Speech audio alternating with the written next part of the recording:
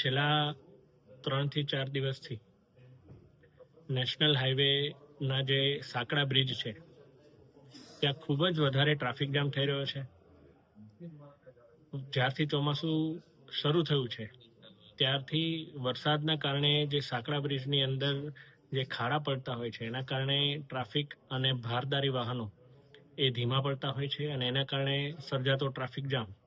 એ ગઈકાલે 15 કિલોમીટર સુધી પહોંચ્યો હતો. આ બાબતે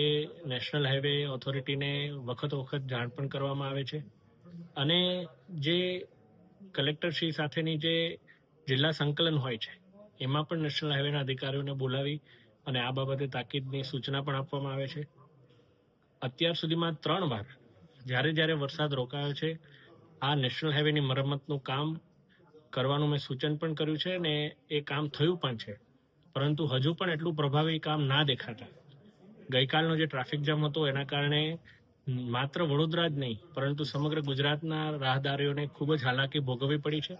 અને આ બાબતે આજે સંસદ ભવન ખાતે નીતિન ગડકરી જે આપણા જે સડક પરિવહન મંત્રી છે એમને ખૂબ જ ગંભીરતાપૂર્વક રજૂઆત પણ કરી છે અને એમણે મારા બેઠકના સમય પર જ તમામ અધિકારીઓને ફોન કરી અને ખખડાવ્યા પણ છે અને તાકીદે આ સમસ્યાનો ઉકેલ આવે એ બાબતે સૂચન પણ કર્યું છે.